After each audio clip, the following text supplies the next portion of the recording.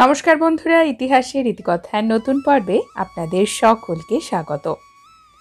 আমাদের বাঙালি মায়েদের 12 মাসে 13 ষষ্ঠী। বছরের বিশেষ উল্লেখযোগ্য ষষ্ঠী ব্রত হল জ্যৈষ্ঠ মাসের জামাই ষষ্ঠী ব্রত। এই ব্রত অরণ্য ষষ্ঠীর ব্রত নামেও পরিচিত। এই ব্রতে মেয়ে জামাইকে আমন্ত্রণ করে বিশেষভাবে আপ্যায়ন করা হয়। মা ষষ্ঠীর পুজো তো হয়ই, তার সাথে সাথে ভুরি ভোজের আয়োজনও থাকে বাঙালির ঘরে ঘরে। বন্ধুরা, মা ষষ্ঠী হলেন মা দুর্গারই আরেক রূপ। তিনি ছোট ছোট শিশুদের রক্ষাকর্ত্রী দেবী। দেবী ষষ্ঠীকে সন্তান দাত্রী দেবীও বলা হয়। নিঃসন্তান দম্পতিরা সন্তান লাভের আশাতেও মা ষষ্ঠীর আরাধনা করেন। আজকের পর্বে আমরা জানব জামাই ষষ্ঠী ব্রততে যে 8টি গাছের পাতা ব্যবহার করা হয়। এই 8টি পাতা ছাড়া ষষ্ঠী পুজো অসম্পূর্ণ। কি কি সেই পাতা, আসুন জেনে নেওয়া যাক। জ্যৈষ্ঠ মাসের অরণ্য ষষ্ঠীর ব্রত মূলত প্রাচীনকালে অরণ্যেই করা হতো। অরণ্যে মায়েরা পুজোর সমস্ত উপকরণ নিয়ে পুজো করতেন। সেখানে বট গাছ অথবা অশ্বত্থ গাছের নিচে বসে পুজো করা হতো। এখনও বহু স্থানে বট গাছ তলায় মা ষষ্ঠীর পুজো হয় এবং এই বট গাছকে বলা হয় ষষ্ঠীতলা। দেবী ষষ্ঠীর আরাধনা এই বট গাছের তলাতে হওয়াতে। বটগাছ হল অমরত্বের প্রতীক, দীর্ঘায়ুর প্রতীক।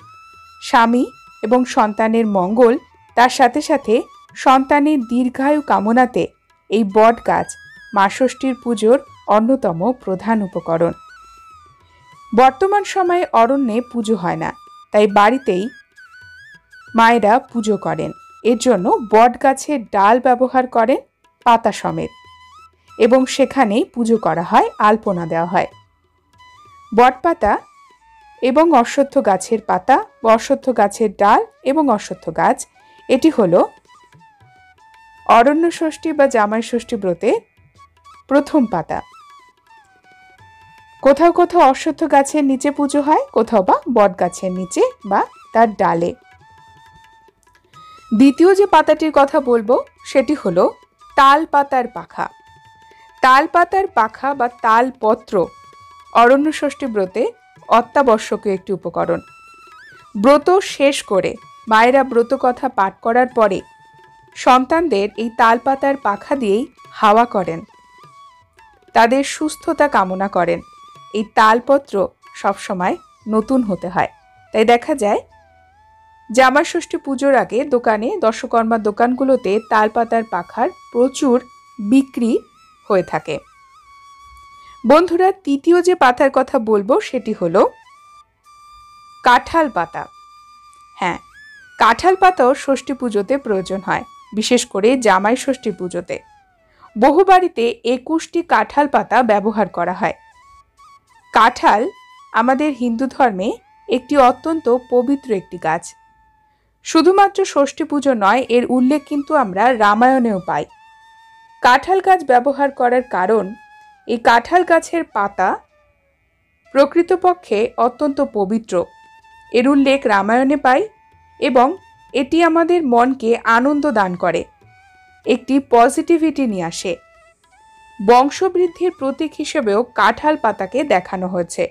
কাঁঠাল ফলকে অমৃত ফলও বলা হয়। বন্ধুরা, জামাই ষষ্ঠী ব্রতে পরবর্তী যে পাতার ব্যবহার হয় সেটি হলো পান পাতা। সনাতন হিন্দু ধর্মে প্রায় প্রত্যেকটি পুজোতেই পান পাতার ব্যবহার হয়। জামাই ষষ্ঠী ব্রতে 6টি পান পাতার ব্যবহার হয় এবং তার সাথে 6টি সুপারি।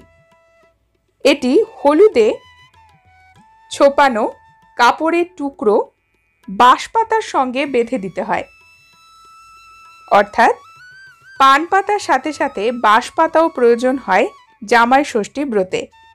বাঁশপাতা কিন্তু দীর্ঘ জীবনের প্রতীক হিন্দু ধর্মে এবং বংশবৃদ্ধির প্রতীক।